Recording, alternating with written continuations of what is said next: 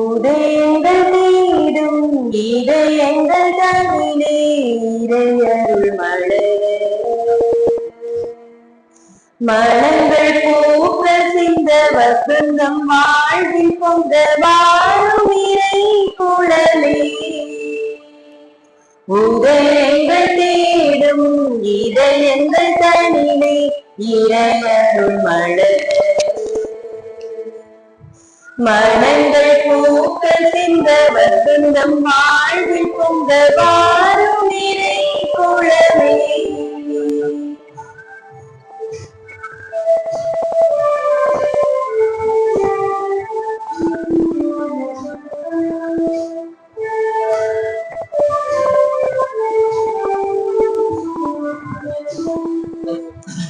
இரவினில் தவித்த வேளையிலே முழு நிலவாயிலமதில் நடுவதிலே இடர்களை துடித்த பொழுதிலே உங்கள் இதயத்தில் மலர்ந்திடும் சுடரொளி பாவம் நம்மிலே மறையாது தேவன் பாதம் நம்மிலே பதியாகும் பாவம் நம்மிலே மறையாது தேவன் பாதம் நம்மிலே பதியாகும் சோழங்கள் மறைந்திட புரிவார் உடையங்கள் தேடும் இதயங்கள் தனிலே இறையருள் மழை மலர்கள் பூக்கள் சிந்த வசந்தம் வாழ்வில் கொண்ட வாழும் இறை குழலே. நான் நேர்மையில் நிலைத்திருந்து உமது முகம் காண்பேன். உமது மாட்சியை நீர் வெளிப்படுத்தும் போது நான் நிறைவு பெறுவேன். தந்தை மகன் தூயாவியார் பேராயே.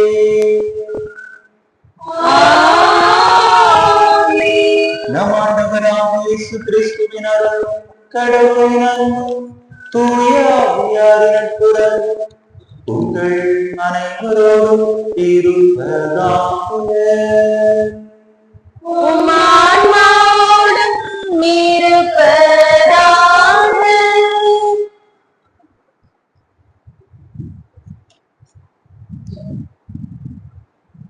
இறைவனின் அழைப்பை உணரவும் படைப்பின் மேன்மையை அனுபவித்து மகிழவும் இங்கு அழைக்கப்பட்டிருக்கும் இறை மக்களை பொதுக்காலம் 15ஆம் ஞாயிறு திருப்பலிக்கு அன்புடன் அழைக்கிறோம். இறைவனின் மக்களாகிய நாம் அவரது பாதையில் நடந்து அவரது விழுமியங்களை நமது வாழ்வில் வெளிப்படுத்தும் போதுதான் நான் அழைப்புக்கு ஏற்ற வாழ்வு வாழ்பவர்கள் ஆகிறோம். ஆகவே நாம் அனைவரும் கிறிஸ்துவின் விழுமியங்களை தனதாக்கி அவரின் சிறந்த பிள்ளைகளாக வாழ வரம் வேண்டுவோம். மேலும் நமது ஊரின் ஒற்றுமைக்காகவும் ஒவ்வொரு குடும்பங்களின் நலனுக்காகவும் அருள் வேண்டி இத்திருப்பலியில் இணைவோம். தகுதியான இந்த உயிருள்ள பலியை ஒப்புக் கொடுக்க தடையாக இருக்கக்கூடிய நம்முடைய பாவங்களை மனப்படுத்துவோம்.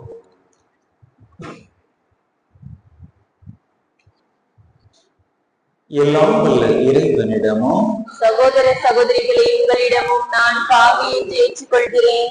ஏனெனில் என் சிந்தனையாலும் சொல்லாலும் செயலாலும் கடமையில் தவறியதாலும் பாவங்கள் பல செய்தேன். என் பாவமே என் பாவமே என் பெரும் பாவமே.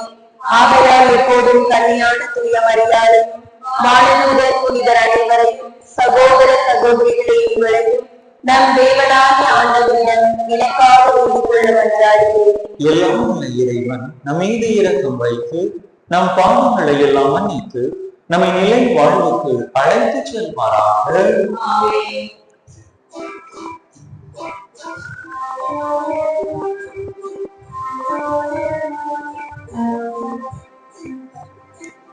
ஆண்டவரே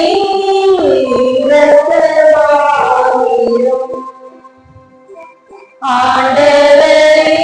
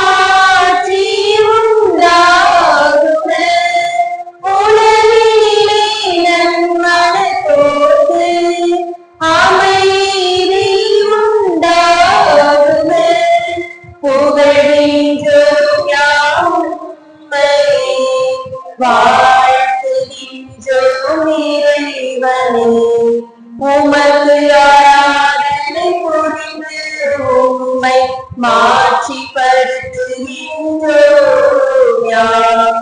உமது மீதான மாட்சியின் பொருட்டு உமக்கு நன்றி கூறுகின்றோம். ஆண்டவராகிய இறைவனே, இணையில்லாத உன்னதமே, ஆற்றல் அனைத்தும் கொண்டு இலங்கும் வல்ல தந்தை இறைவனே, ஒரே மகனாக உதித்த ஆண்டவர் இயேசு கிறிஸ்து இறைவனே, ஆண்டவராகிய இறைவனே, இறைவனின் திருச்செம்மறியே, தந்தை நின்று என்றென்றுமான உதித்த இறைவன் மகனே, உலகின் பாவம் போக்குபவரே, நீலம் மீது இறங்குவீர். உலகின் பாவம் போக்குபவரே, எங்கள் மன்றாட்டை ஏற்றருளீர். தந்தை வலப்பக்கம் வீற்றிருப்பவர், நீலம் மீது இறங்குவீர். இயேசு கிறிஸ்துவே, நீர் ஒருவரே தூயவர், நீர் ஒருவரே ஆண்டவர், நீர் ஒருவரே உன்னதர். தூய ஆவியுடன் தந்தை இறைவன் மாட்சியில் இருப்பவர் நீரே. ஆமென், ஆமென், ஆமென்.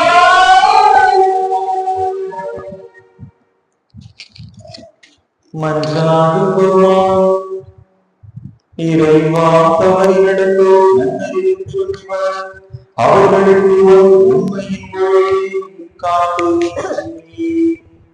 கிறிஸ்தவ நம்பிக்கையை கடைபிடிப்போம். தமது பெயரில் ஏற்றவற்றை செயல்படுத்துவோமே, செய்தருள்வீராக. உம்மோடு தூயாவியாய் ஒன்றித்து ஒரு இறைவனாய் என்றென்றும் வாழ்ந்து ஆட்சி செய்கின்றவர் உம் திருமகனாய் இயேசு கிறிஸ்து வழியாக உம்மை மன்றாடுகின்றோம்.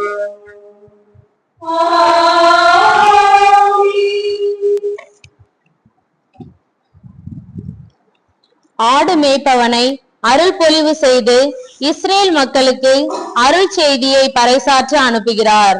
அவரும் இறைவாக்கு உரைத்து உள்ளங்களை வெல்கிறார் என்பதை எடுத்து கூறும் இவ்வாசகத்திற்கு செவிமடுப்போம்.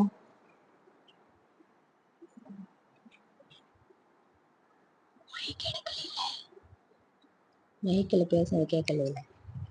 ஐயோ,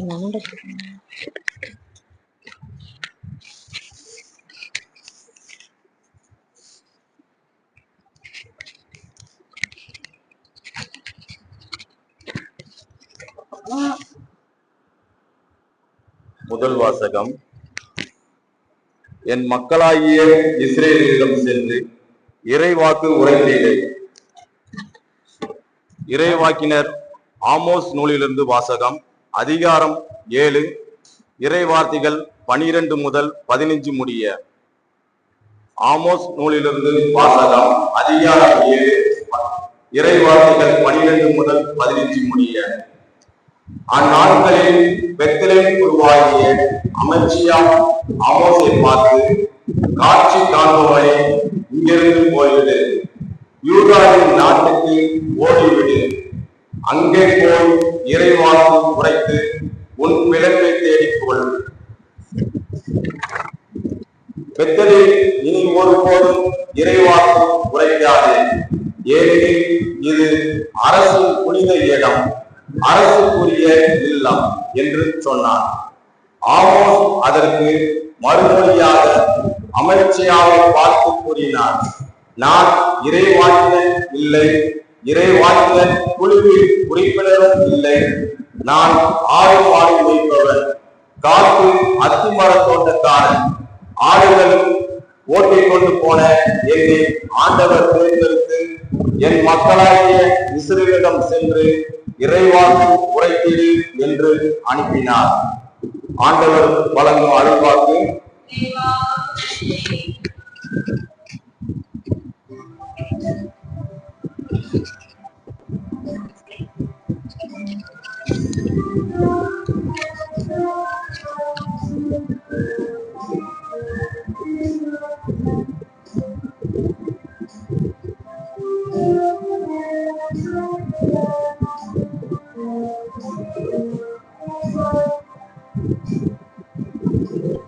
இன்னும் போற்றி பாடு என்னுள்ளதை அவர்கள் ஏற்றி பாடு என்னுயிரை ஆண்டவரை போற்றி பாடு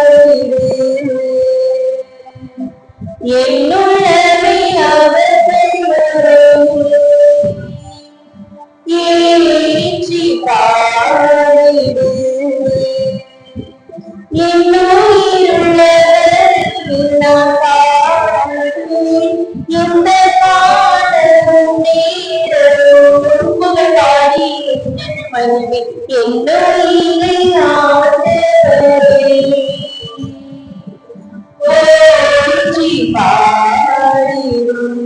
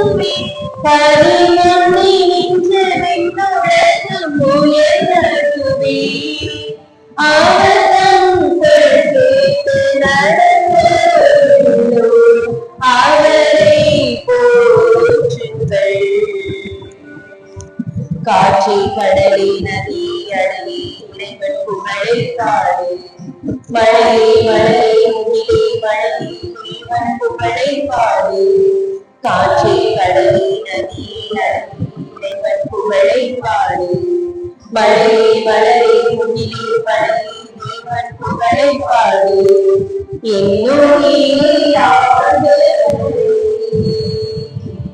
போற்றி பாடு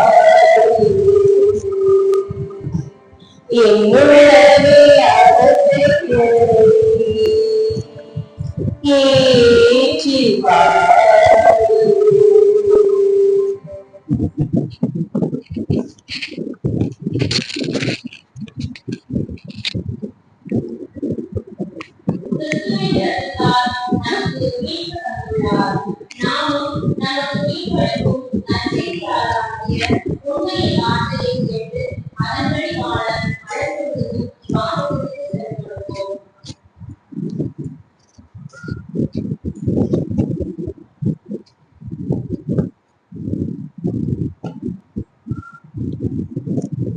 இரண்டாம் வாசகம். உலகம் தோன்றுவதற்கு முன்பே கடவுள் நம்மை கிறிஸ்து வழியாக தேர்ந்தெடுத்தார்.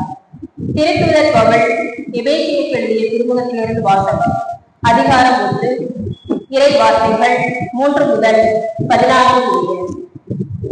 நம் ஆண்டவராகிய இயேசு கிறிஸ்துவின் தந்தையும் கடவுளுமானவர் போற்றி. அவர் விண்ணகம் சார்ந்த ஆவிக்குரிய ஆசி அனைத்தையும் கிறிஸ்து வழியாக நம்மீது பொழிந்துள்ளார். நாம் தூயோராகவும் மாசற்றோராகவும் தம் திருமுன் விளங்கும்படி உலகம் தோன்றுவதற்கு முன்பே கடவுள் நம்மை கிறிஸ்து வழியாக தேர்ந்தெடுத்தார். அவர் நம்மை இயேசு கிறிஸ்துவின் மூலம் தமக்கு சொந்தமான பிள்ளைகளாக்கிக் கொள்ள அன்பினால் முன்குறித்து வைத்தார். இதுவே அவரது விருப்பம், இதுவே அவரது திருவிழா. இவ்வாறு நம் அன்பார்ந்த மகன் வழியாக நம் மீது ஒப்பற்ற அருளை பொழிந்ததினால் அவர் புகழை பாடுகிறோம். கிறிஸ்து ரத்தம் சிந்தி தம் அருள்வளத்திற்கு ஏற்ப நமக்கு மீட்பு அளித்துள்ளார். இம்மீட்பால் குற்றங்களிலிருந்து நாம் மன்னிப்பு பெறுகிறோம். அந்த அருளை அவர் நம் மீது பெருக செய்து அனைத்து ஞானத்தையும் அறிவு திறனையும் தந்துள்ளார். அவர் தமது திருவுளத்தின் மறைபொருளை நமக்கு தெரியப்படுத்தியுள்ளார். இது கிறிஸ்து வழியாக கடவுள் விரும்பி செய்த தீர்மானம். கால நிலையில் விண்ணில் உள்ளவை மண்ணில் உள்ளவை அனைத்தையுமே கிறிஸ்துவின் தலைமையில் ஒன்று சேர்க்க வேண்டும் என்ற திட்டமே அம்மறைபொருள். கடவுள் தமது திருவுளத்தின் திட்டத்தின்படி அனைத்தையும் செயல்படுத்தி வருகிறார். அவரது தீர்மானத்தால் நாம் முன்குறிக்கப்பட்டு கிறிஸ்து வழியால் அவரது உரிமை பெற்று உரியவராகும். இவ்வாறு கிறிஸ்துவின் மேல் முதலில் நம்பிக்கை வைத்த நாங்கள் கடவுளுடைய மாட்சியை புகழ்ந்து பாட வேண்டும் என அவர் எழுதினார். நீங்களும் உங்களுக்கு மீட்பளிக்கும் நற்செய்தியாகிய உண்மையின் வார்த்தையை கேட்டு அவர் மீது நம்பிக்கை கொண்டு வாக்களிக்கப்பட்ட தூய ஆவியால் அவருக்குள் முத்திரையிடப்படுவீர்கள். அந்த தூய ஆவியை நாம் மீட்படைத்து உரிமை பேறு பெறுவோம் என்பதை உறுதிப்படுத்தும் அடையாளமாக இருக்கிறது. இவ்வாறு கடவுளது மாட்சியின் புகழ் விளங்கும். இது ஆண்டவர் வழங்கும் அருள்வாக்கு.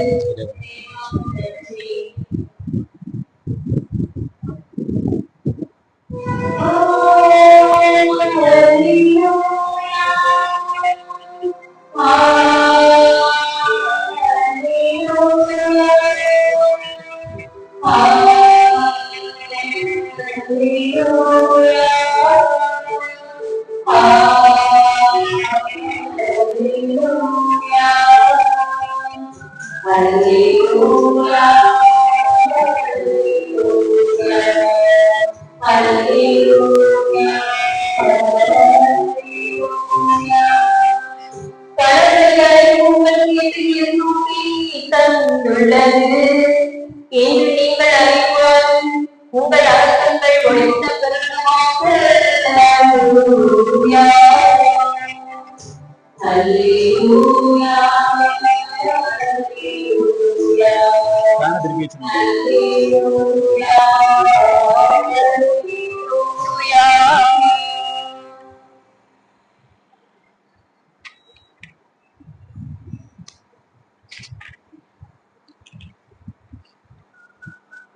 ஆண்டவர்களோடு இருப்பாராக.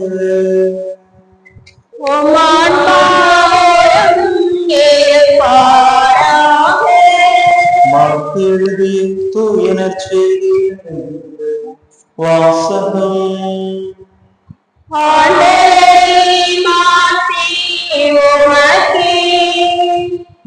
எழுதிய தூய நற்செய்தி அதிகாரம் 6 இறை வசனங்கள் 7 முதல் 13 முடிய. அக்காலத்தில் இயேசு 12 தம்மிடம் வரவழைத்து அவர்களை இருவராக அனுப்ப தொடங்கினார். அவர்களுக்கு தீய ஆவிகள் மீது அதிகாரமும் அளித்தார்.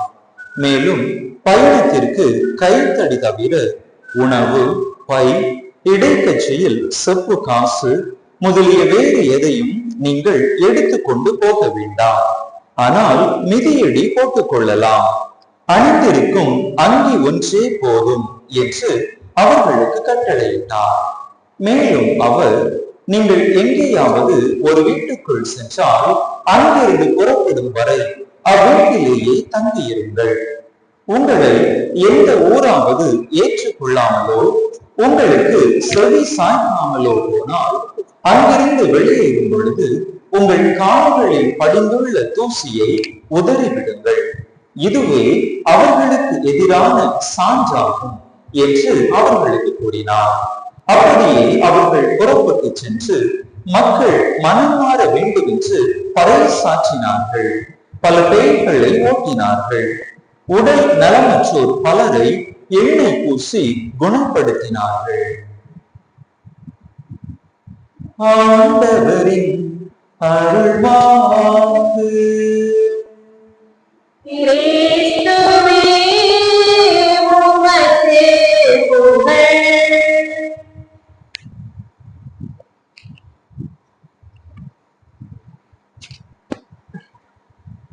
இயேசுவில் அன்பார்ந்த சகோதர சகோதரிகளே, பழைய பொருட்களை விற்கக்கூடிய ஒரு கடையிலே பழைய பயனில்லாத வயலின் ஒன்றை விற்பதற்காக அந்த கடைக்காரர் வைத்திருந்தார்.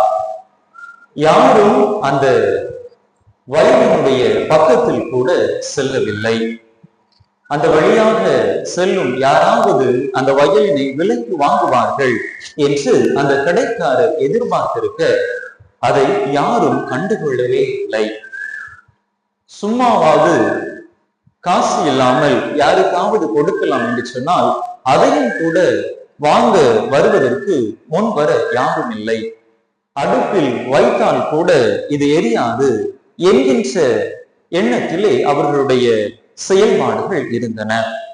இந்த நிலையில் இசை கலைஞர் ஒருவர், வயலின் வாசிக்க தெரிந்த ஒரு மனிதர் அந்த கடையினுடைய பக்கத்தில் வந்து இந்த வயலினை பார்க்கிறார். கடைக்காரரை பார்த்து, நான் இதனை சற்று பார்க்கலாமா என்று கேட்க, கடைக்காரரும் உடனே, ஐயா, தயவு செய்து அதனை நீங்கள் எடுத்து பாருங்கள் என்று சொல்லுகின்றார். இந்த வயலின் வாசிக்க தெரிந்த அந்த கலைஞர் ஒரு பழைய துணியை எடுத்து அதனை நன்றாக துடைத்து அதில் அருந்து இருந்த அந்த வயல்களை எல்லாம் மீண்டுமாக இறுக கட்டுகின்றார். அதனை சரி செய்த பிற்பாடு அந்த வயலினை தன்னுடைய கரங்களால் வாசிக்க ஆரம்பிக்கின்றார்.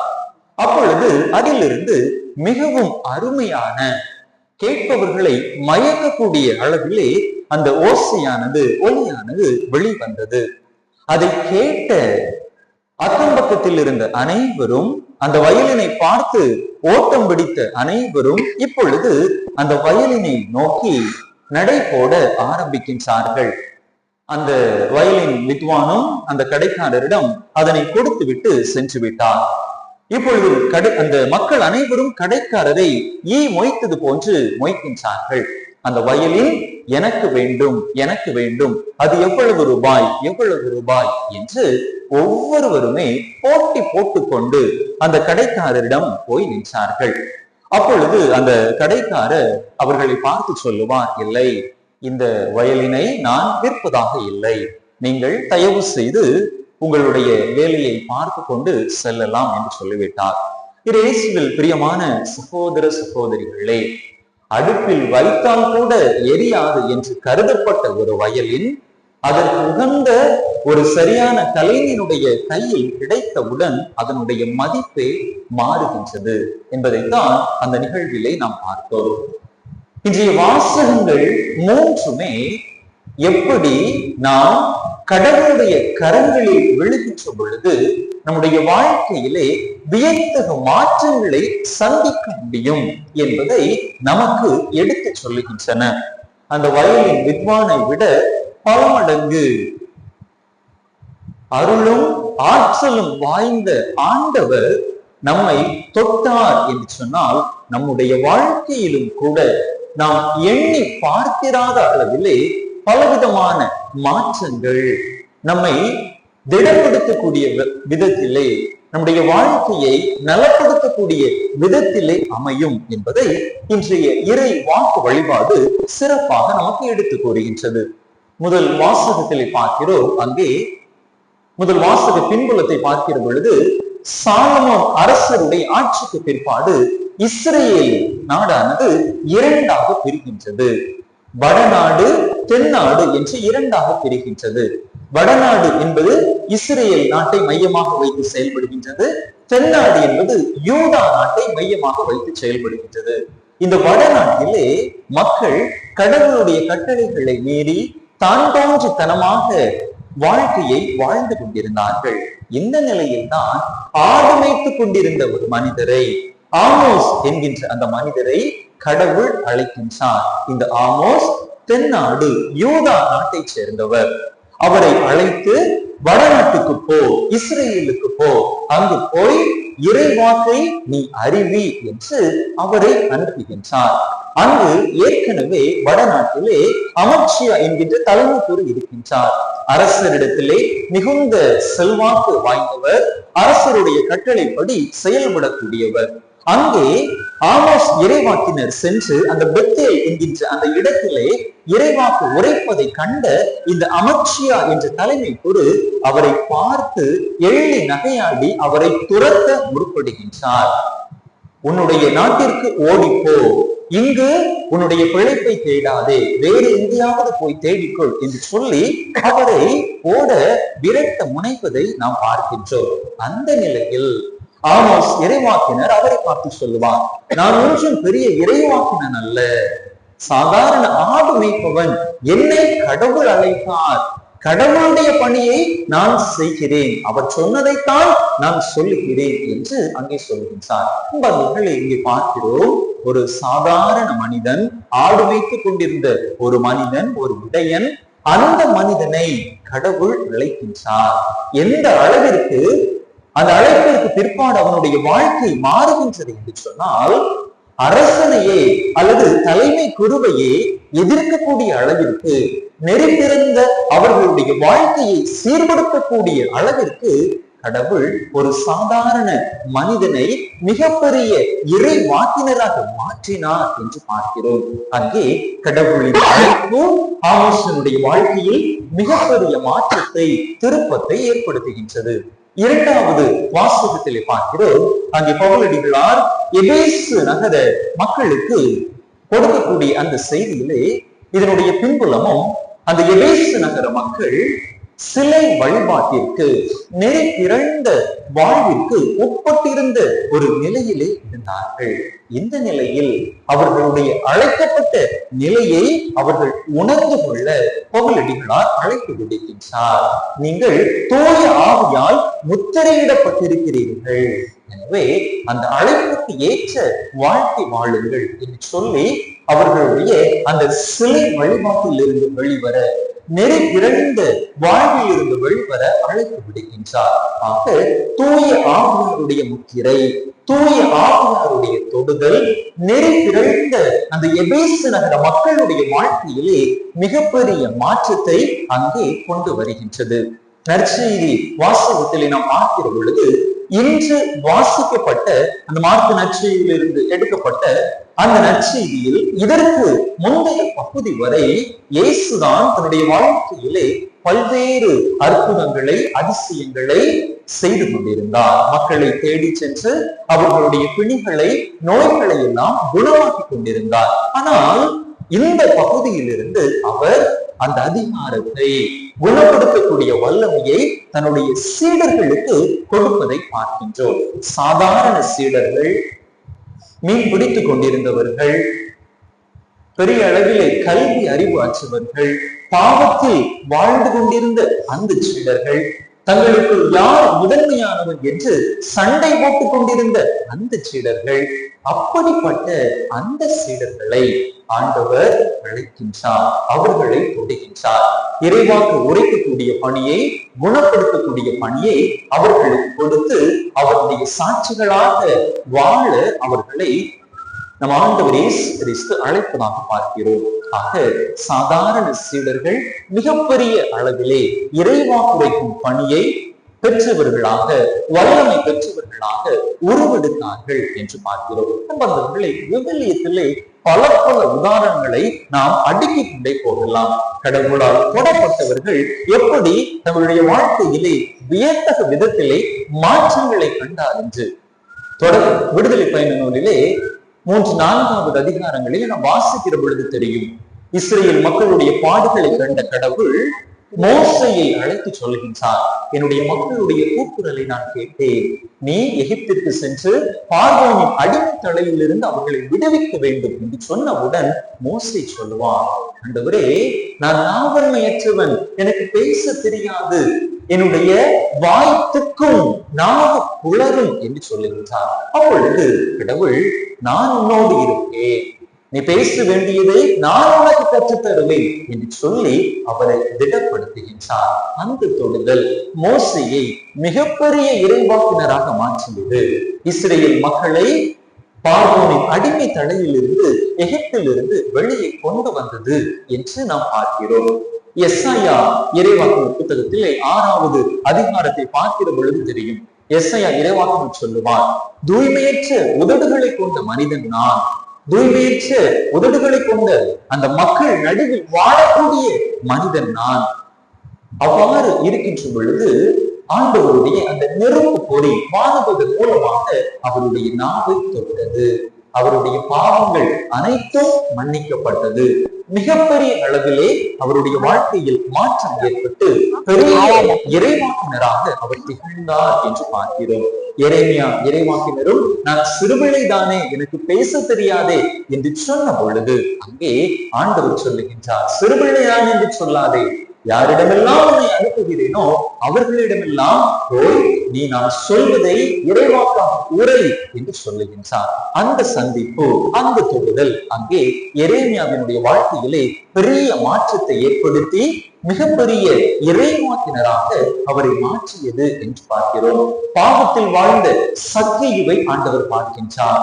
அவருடைய இல்லத்திற்கு சென்று உணவருந்துகின்றார். அந்த சந்திப்பு, அந்த தொடுதல், அந்த மாற்றம் வரி தண்டுபவரை, பாவத்தில் வாழ்ந்தவரை நீதிமானாக தன்னுடைய அந்த வரிதண்டி வசூலி அந்த பணத்தை எல்லாம் 4 மடங்காக திருப்பி கொடுக்கக்கூடிய அளவிற்கு அவருடைய வாழ்க்கையிலே ஒரு மாற்றத்தை ஏற்படுத்தியதாக பார்க்கிறோம். நண்பர்களே, நம்முடைய வாழ்க்கையிலும் கூட இப்படிப்பட்ட மேடு பள்ளங்கள், ஏற்ற இறக்கங்கள் இருக்கலாம். நம்முடைய வாழ்க்கையிலும் நாம் மனம் உடைந்து என்னால் என்ன செய்ய முடியும், அல்லது என்னுடைய வாழ்க்கை இப்படி இருக்கிறதே என்று நாம் மனம் கசந்து அழுகின்ற நேரங்களில் எல்லாம் ஆண்டவருடைய தொடுதலுக்கு நம்மை விட்டு கொடுத்தோம் என்று சொன்னால், ஆண்டவருடைய பாதத்தில் நம்மை அர்ப்பணம் செய்தோம் என்று சொன்னால், நிச்சயமாக நம்முடைய வாழ்க்கையிலும் நம்மாலும் வியத்தக விதத்திலே பெரிய மாற்றங்களை நம்மால் எதிர்கொள்ள முடியும், கண்டுகொள்ள முடியும். ஒரு சாதாரண ஆடு மேய்ப்பவர் மிகப்பெரிய இறைவாக்கினர் ஆமோஸாக எப்படி உருவெடுத்தாரோ அதே போல நம்முடைய சாதாரண வாழ்வும் நிச்சயமாக மிகப்பெரிய அளவிலே ஆண்டவருடைய ஆசீர்வாதத்தை பெற்று ஒரு பெரிய வளர்ச்சியை, மாற்றத்தை அடையும். எனவே அதற்கு நம்மையே இறைவனுடைய கரத்தில் ஒப்பு கொடுத்து மன்றாடுவோம். அந்த நெறிவிரழ்ந்த அந்த எபேசு நகர மக்களுடைய வாழ்க்கை தூய ஆவியால் முத்திரையிடப்பட்டவுடன் நல்ல விதத்தில் மாறியது போன்று நிச்சயமாக நம்முடைய வாழ்வு எப்படிப்பட்ட நிலையில் இருந்தாலும், பாவத்திற்கு மத்தியில் நாம் வாழ்ந்து கொண்டிருந்தாலும் கூட ஆண்டவர் நம்முடைய வாழ்க்கையிலே பெரிய மாற்றத்தை ஏற்படுத்துவார். அவருடைய தொடுதலுக்கு, அவருடைய சந்திப்பிற்கு நம்மையே கையளிப்போம். இறைவனுடைய ஆசீர்வாதங்களை அளப்பரிய விதத்திலே பெற்று நம்முடைய வாழ்விலே மகிழ்ச்சியும் சமாதானமும் நிரம்ப பெற்றவர்களாக வாழ்வோம். ஆமென். அனைவரும் எழுந்து நம்முடைய நம்பிக்கையை அறிக்கையிடுவோம்.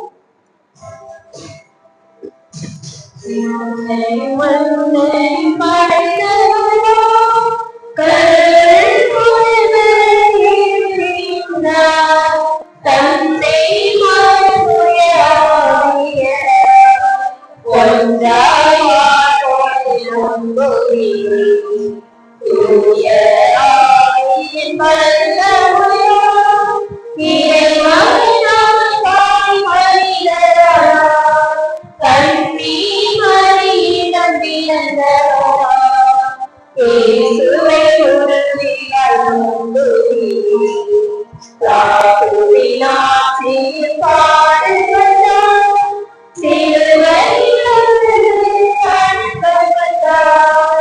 மூன்றாம் நாளில் உயிர்த்தெழுந்தார். இலகின் மீது கொண்டார். பின்னவர் வாழும் தந்தையிடம் அரியணை கொண்டே இருக்கின்றார். உலகம் முடியும் காலத்திலே நடுவரில் வந்திடுவார். தூய ஆவியாரை நம்புகிறேன். பாவியார் துணை வேண்டுகிறேன். காவல் மன்னிப்பில் தூய்மை பெற்று பரிகார வாழ்வில் நிலைத்திடுவேன். திருவாவி உரைப்பது நம்புகிறேன். உடலிலே நம்புகிறேன். உடலின் நோய்களை நிகழ்வாழ்வேன். உடலில் நம்புகிறேன். ஆமென். நம் ஆண்டவர் நம்முடைய விண்ணப்பங்களுக்கு அன்போடு செவிசாய்த்தவர். பல்வேறு ஜெபங்களோடு விண்ணப்பங்களோடு அவருடைய நாட்டில் இருக்கக்கூடிய நாம் நம்பிக்கையோடு அவற்றையெல்லாம் அவர் பாதத்தில் இறக்கி வைத்து மன்றாடுவோம்.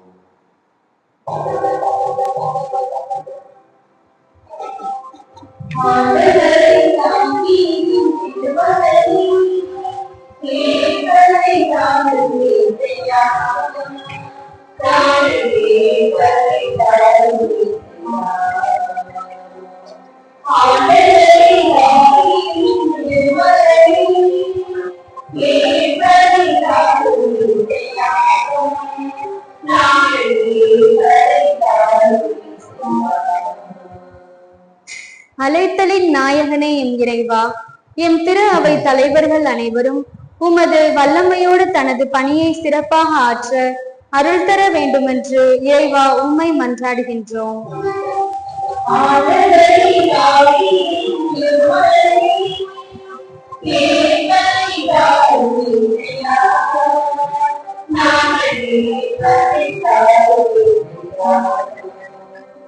நல்ல ஆயனே எம் இறைவா, எம் நாட்டு தலைவர்கள் அதிகார போக்கை கைவிட்டு தனக்குரிய கடமைகளை தவறாமல் செய்து நாட்டு வளர்ச்சி பாதைக்கு கொண்டு செல்ல வரமருள வேண்டுமென்று இறைவா உம்மை மன்றாடுகின்றோம்.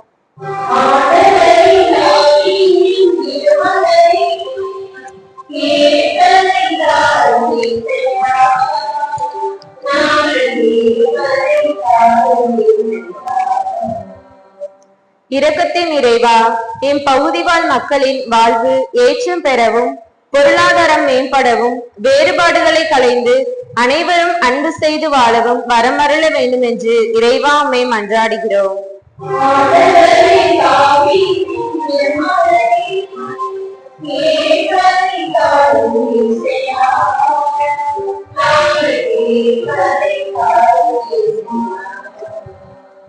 காலங்களை கடந்த எம் இறைவா, இளையோர் அனைவரும் தங்கள் இளமை காலங்களில் உம் தூய ஆவியின் துணையை நாடி ஞானத்தை பெற்று தங்கள் சொல்லாலும் செயலாலும் கிறிஸ்துவின் சாட்சியாய் திகழ வரமருள வேண்டும் என்று இறைவா உம்மை மன்றாடுகிறோம்.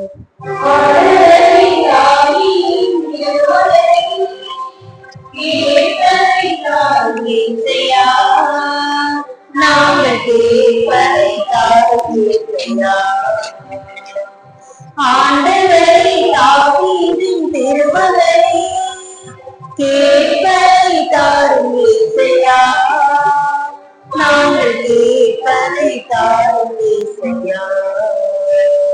நம்முடைய தனிப்பட்ட தேவைகளுக்காக சில மணிக்குரியர்கள் அமைதியாக இறைவனை மன்றாடுவோம்.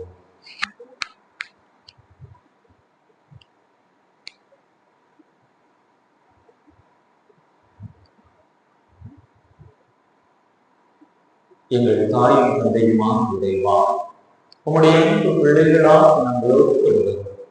நம்பிக்கையோடு உம்மிடத்தில் எடுத்துரைத்து இந்த மன்றாட்டுகளை எல்லாம் எங்களுக்கு தந்துள்ள வேண்டும் என்று எங்கள் ஆண்டவராகிய கிறிஸ்து வழியாக உம்மை கெஞ்சி மன்றாடுகின்றோம். ஆமென்.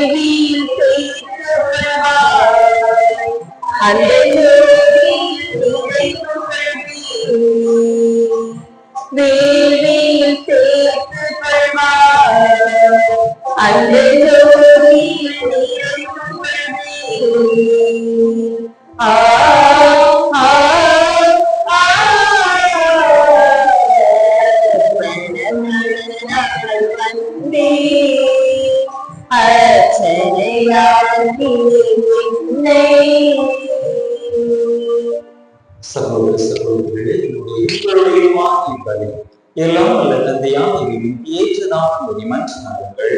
ஆண்டவர் தமது திருவை புகழ்ச்சிக்காகவும் ஆட்சிக்காகவும் தமது நன்மைக்காகவும் புனித திருவிழாவின் அனைத்து நலன்களுக்காகவும் ஒரு கையிலிருந்து பலியேற்றுக் கொள்வாராக. உம்மை நோக்கி மன்றாடும் திரு அவையின் காணிக்கைகளை கண்ணோக்கியருளும். உம் நம்பிக்கையாளர் புனிதத்தில் வளர உதவும் உணவாய் இவற்றை நீ மாற்றியருள்வீராக. எங்கள் ஆண்டவராம் கிறிஸ்து வழியாக உம்மை மன்றாடுகின்றோம். ஆண்டவர் உங்களோடு இருப்பாராக.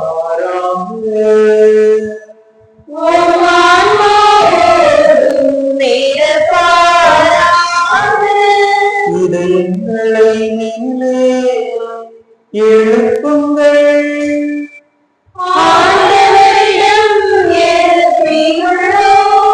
நம் இறைவனாகிய ஆண்டவருக்கு நன்றி கூறுவோம்.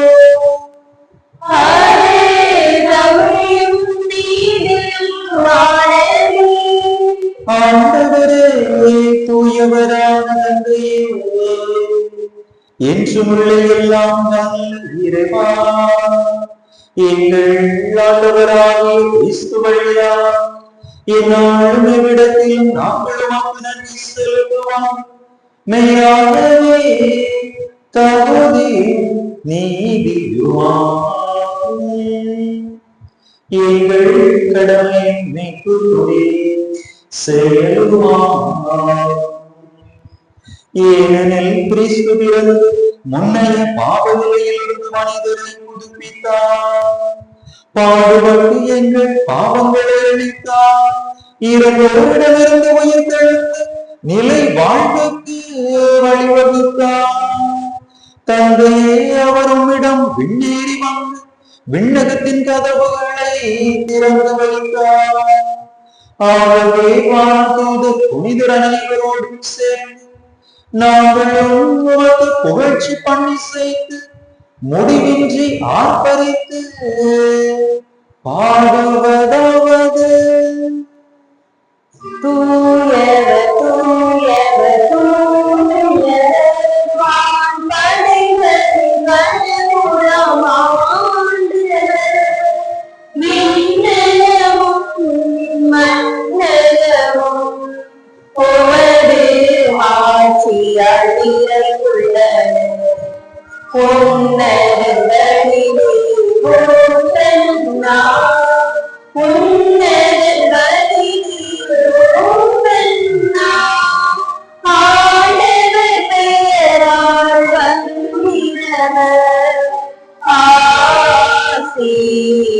பெற்றவர் உன்னதங்களில் ஓசன்னார் உன்னதங்களில் ஓசன்னார்.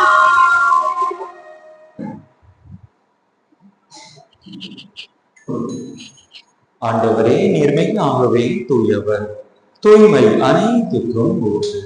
ஆகவே உடைய ஆவியை இவ்வாழ்க்கைகளை தூய்மைப்படுத்தும். இவ்வாறு எங்கள் ஆண்டவர் இயேசு கிறிஸ்துவின் உடலும் இரத்தமுமாக எங்களுக்கு இவை மாறுவனவாகும்.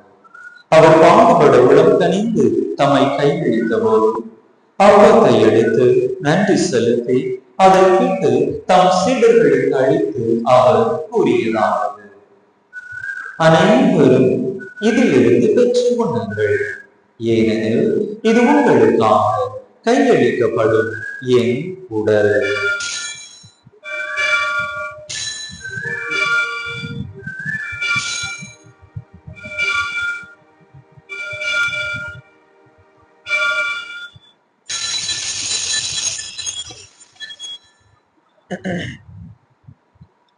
அவ்வண்ணமே இரவு விருந்தை அருந்திய பின் கிண்ணத்தையும் எடுத்து மீண்டும் உமக்கு நன்றி கூறி தம் சீடர்களுக்கு அளித்து அவர் கூறியதாவது: அனைவரும் இதிலிருந்து பெற்று பருகுங்கள், ஏனெனில் இது புதிய நிலையான உடன்படிக்கைக்குரிய என் இரத்தத்தின் கிண்ணம்.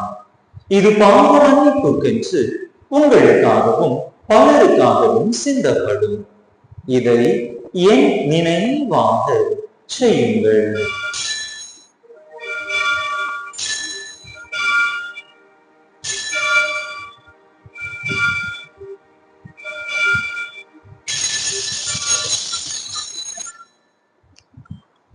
நம்பிக்கையின் மறைபொருள் ஆண்டவரே, நீர் வருமளவும் உமது இரத்தினை அறிக்கையிடுகின்றோம். உமது உயிர்ப்பினையும் எடுத்துரைக்கின்றோம். ஆகவே ஆண்டவரே, நாங்கள் கிறிஸ்துவின் இறப்பினையும் உயிர்ப்பினையும் நினைவு கூர்ந்து வாழ்வு தரும் அப்பத்தையும் மீட்பளிக்கும் கிண்ணத்தையும் உமக்கு ஒப்புக் கொடுக்கின்றோம். உம் திருமணம் என்று உமக்கு ஊழியம் புரிய தகுந்தவர்கள் என எங்களை ஏற்றுக்கொண்டே, எனவே உமக்கு நன்றி செலுத்துகின்றோம். மேலும் கிறிஸ்துவின் உடலிலும் இரத்தத்திலும் பங்கு கொள்ளும் எங்களை தூய ஆவியார் ஒன்று சேர்க்க வேண்டும் என உமை தாழ்மையுடன் மன்றாடுகின்றோம். ஆண்டவரே, உலகெங்கும் பரவி இருக்கும் உமது திரு அவையை நினைவு கூர்ந்தருளும். எங்கள் திருத்தந்தை பிரான்சிஸ், எங்கள் ஆயர் ஸ்டீபன், எல்லா திருநிலையினர் ஆகிய அனைவரோடும் உமது திரு அவை அன்பில் நிறைவு பெற செய்தருளும். எங்கள் அன்பான தந்தையை, எங்களுடைய வாழ்க்கையிலே ஏதாவது மாற்றம் ஏற்படாதா, முன்னைய நன்னிலைக்கு எங்களுடைய வாழ்வு திரும்ப வராதா என்று பலவித ஏக்கங்களோடு, ஜெபங்களோடு, விண்ணப்பங்களோடு உம்மை தேடி வந்திருக்கக்கூடிய உம் பிள்ளைகள் ஒவ்வொருவரையும் நிறைவாக ஆசீர்வதிப்பீராக. அவர்கள் வேண்டி விரும்பி கேட்கக்கூடிய அந்த மாற்றத்தை அவர்களுடைய வாழ்க்கையிலே ஏற்படுத்தி தந்து, அவருடைய வாழ்வில் இருக்கக்கூடிய அனைத்து கவலைகளும், கண்ணீர்களும், கஷ்டங்களும் மறைந்து அவர்களுடைய வாழ்விலே, குடும்பத்திலே நல்ல சமாதானமும் மகிழ்ச்சியும் மன நிம்மதியும் நிலை கொண்டிருக்க உம்முடைய தெய்வீக ஆற்றலை, அருளை பொழிய வேண்டும் என்று உம்மை தாழ்மையால் இறைஞ்சி மன்றாடுகின்றோம். மேலும் உயிர்கொள்ளும் எதிர்நோக்குடன் துயில் கொள்ளும் எங்கள் சகோதர சகோதரிகளையும் இறந்தோர் அனைவரையும் இரக்கத்துடன் நினைவு கூர்ந்து உமது திருமுக ஒளியினுள் ஏற்றருளும். எங்கள் அனைவர் மீதும் இரக்கமாயிரும். கடவுளின் கன்னித்தாயும் எங்கள் பாதுகாவலியுமான புனித ஜெபமாலை அன்னை, அவருடைய கணவரான புனித யோசேப்பு, புனித திருத்தூதர்கள், இவ்வுலகில் உமக்கு உகந்தவராக இருந்தோர் ஆகிய புனிதர் அனைவருடனும் நாங்கள் நிலை வாழ்வை பங்கு கொள்ளும் தகுதி பெற்று உம் திருமகன் இயேசு கிறிஸ்து வழியாக உமை புகழ்ந்தைத்தும் வரமருள உமை மன்றாடுகின்றோம்.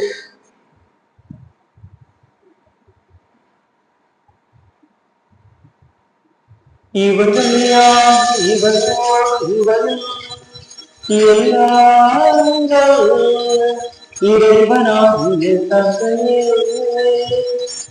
தூயாவியார் ஒன்றித்து எல்லா புகழ் மாட்சியும் என்றென்றும் உமக்கு உரியதே.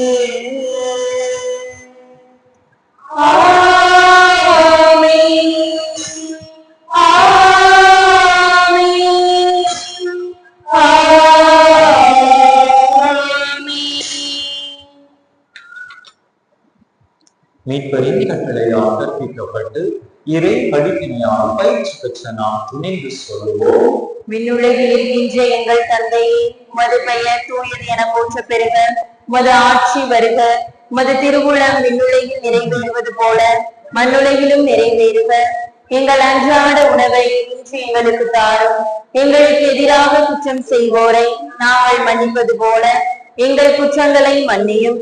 எங்களை சோதனைக்குட்படுத்தாதேயும், தீமையிலிருந்து எங்களை விடுவித்தருளும். ஆண்டவரே, தீமையானத்திலிருந்து எங்களை விடுவித்து எங்கள் வாழ்நாளில் அமைதியை கனிவுடன் அருள உம்மை மன்றாடுகின்றோம். உமது இரக்கத்தின் உதவியால் நாங்கள் பாவத்திலிருந்து எப்போதும் விடுதலை பெற்று யாதொரு கலக்கமும் இன்றி நலமாயிருப்போமாக.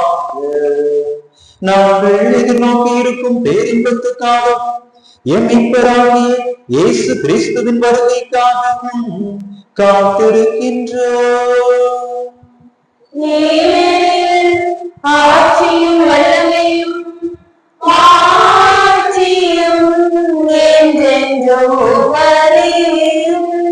ஆண்டவரே இயேசு கிறிஸ்துவை அமைதியை உங்களுக்கு விட்டு சொல்லுகின்றேன், ஏன் அமைதியை உங்களுக்கு அளிக்கின்றேன் என்று உம் திருத்தூதர்களுக்கு மொழிந்தீர். எங்கள் பாவங்களை பாராமல் உமது திரு அவை நம்பிக்கையை கண்ணோக்கி உமது திருவுளத்துக்கு ஏற்ப அதற்கு அமைதியையும் ஒற்றுமையையும் அளித்தருள்கிறார். என்றென்றும் வாழ்ந்து ஆட்சி செய்கின்றவர் நீரே.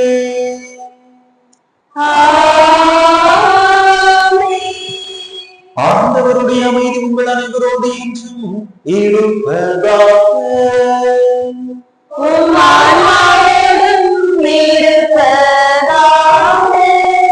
ஒருவருக்கொருவர் கிறிஸ்து வழங்கும் அமைதியை பகிர்ந்து கொள்வோம்.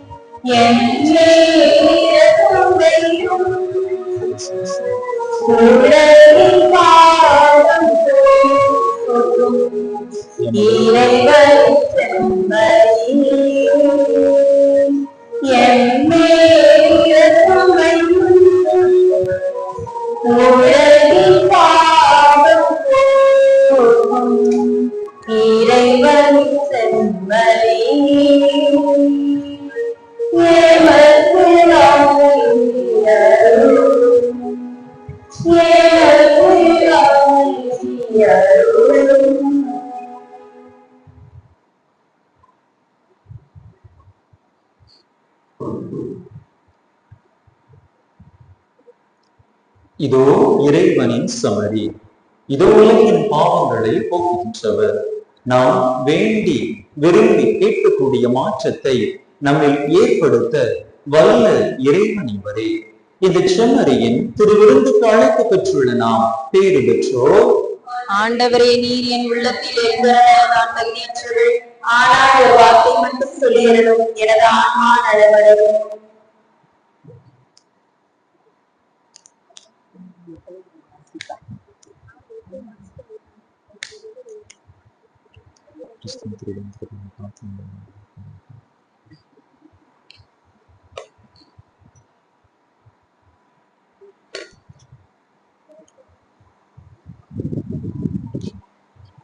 கிறிஸ்தன் திருவிழா கிறிஸ்துவின் திருவிழா, கிறிஸ்துவின் திருவிழா, கிறிஸ்துவின் திருவிழா,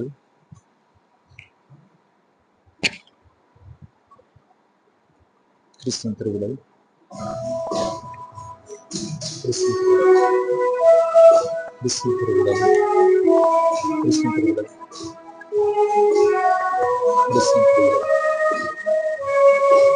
கிறிஸ்துவின் திருவிழா.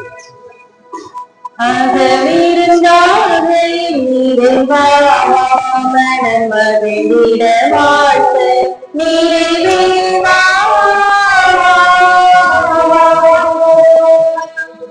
அகவிருந்தாக இறைவா மனம் மகிழ்ந்திட வாழ்த்த நிறைவேவா.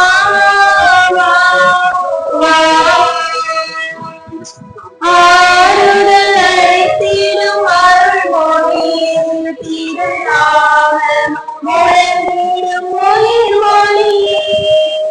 ஆறுதல் அழைத்திடும் அருள்மொழியில் திருநாமம் முழங்கிடும் உயிர்மொழியே. உடலோடு உலகோடு நடுவிடுந்தான், உடலோடு உலகோடு நடுவிடுந்தான், இனி உமதுடன் மாற வைப்பார். அகவிருந்தாக இறைவா மனம் மகிழ்ந்திட வாழ்க்கை நிறைவேவா.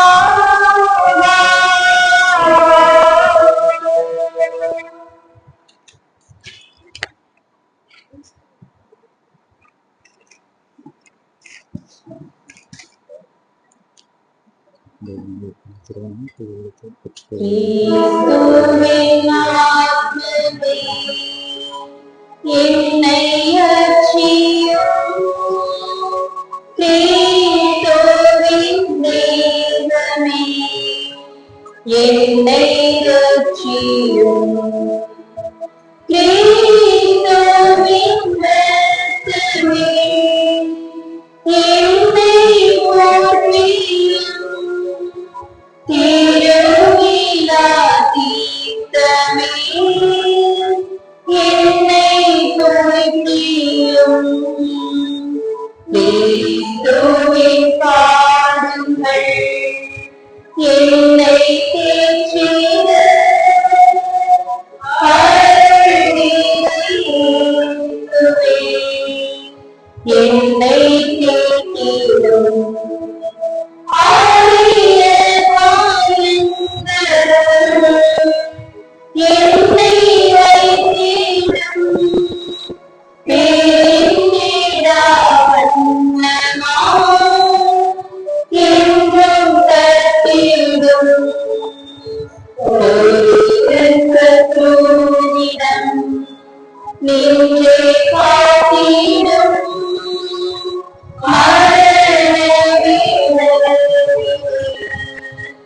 என்னை கூப்பிடும்.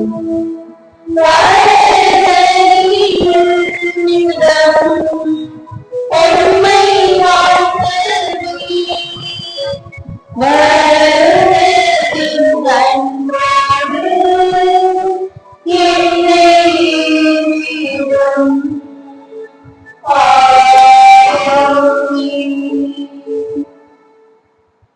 அன்பார்ந்தவர்களே, வருகின்ற செவ்வாய்க்கிழமை 16ஆம் தேதி நம்முடைய இணையூராகிய சங்கரலிங்கத்தில் 9ஆம் திருவிழா மாலை 6:30 மணிக்கு திருவிழா மாலை ஆராதனை நடைபெறும். அதனைத் தொடர்ந்து அன்று நள்ளிரவு அடுத்த நாள் 17ஆம் தேதி அதிகாலை 12:30 மணிக்கு புதன்கிழமை திருவிழா திருப்பலியானது நடைபெறும். எனவே இந்த திரு நிகழ்வுகளில் பங்கேற்று சகாய அன்னையினுடைய இறை ஆசிரை பெற்றுக்கொள்ள அன்போடு அழைக்கின்றேன். வருகின்ற 23ஆம் தேதி செவ்வாய்க்கிழமை நம்முடைய தூத்துக்குடி மறை மாவட்டத்திலிருந்து நம்முடைய ஊரிலே அன்பியங்களை பார்வையிட வருகை தர இருக்கின்றார்கள்.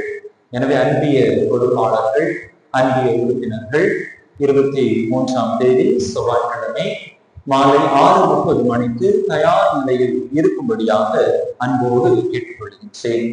அந்த கூட்டத்தில் தவறாமல் கலந்து கொண்டு அவர்கள் நமக்கு கற்றுத்தருகிய அந்த நெறிமுறைகளையும் கற்று தேர்ந்து திறம்பட அன்பிய கூட்டங்களை நடத்தும்படியாக அன்போடு கேட்டுக்கொள்கின்றேன். எனது சதையை உண்டு எனது இரத்தத்தை குடிப்பவர் என்னோடு இணைந்திருப்பார், நானும் அவரோடு இணைந்திருப்பேன் என்கிறார் ஆண்டவர். நன்றி கூறி மன்றாடுவோமா. ஆண்டவரே எங்கள் இறைவா, உம்முடைய அருள் கொடைகளை பெற்றுக்கொண்ட நாங்கள் உம்மை வேண்டுகின்றோம்.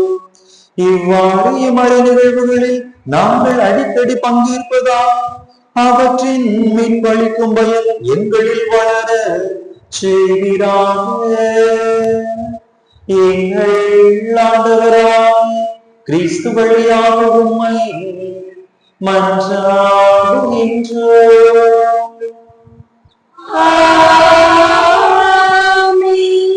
ஆண்டவர் உங்களோடு இருப்பாராக.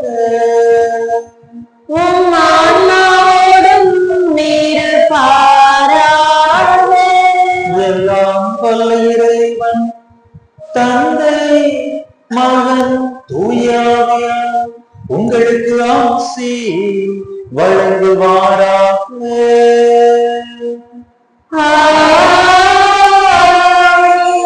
இறையாசிரை நிறைவாக பெற்றவர்களாம் சென்று வாருங்கள், திருப்பலி நிறைவேற்று.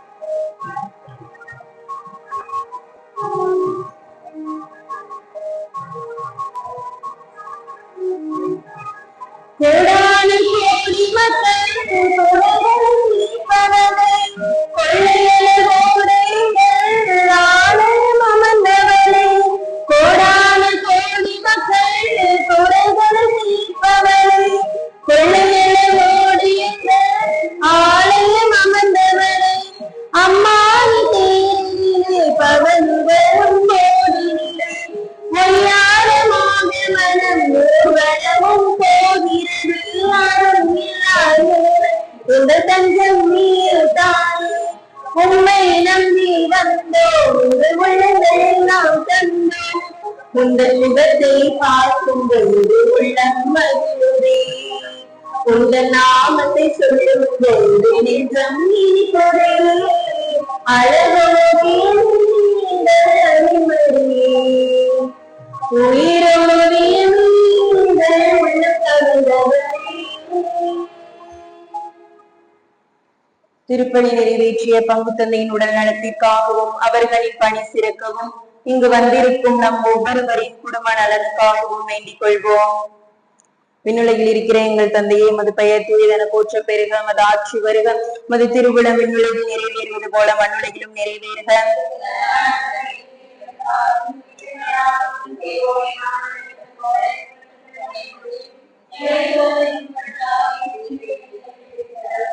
அருள்மிகு பெற்ற மரியே வாழ்க, ஆண்டவர் உடனே பெண்களுக்குள் பேறு பெற்றவள் நேரே.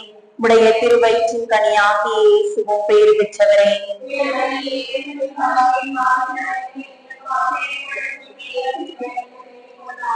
தந்தைக்கும் மகனுக்கும் தூய ஆவிக்கும் மகிமை உண்டாவதாக.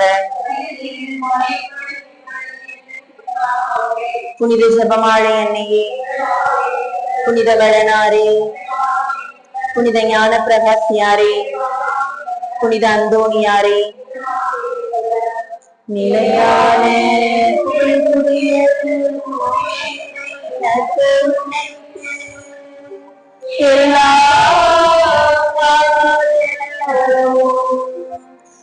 தொழுகையும் புகழும் போற்றியும் ஆட்சிமையும்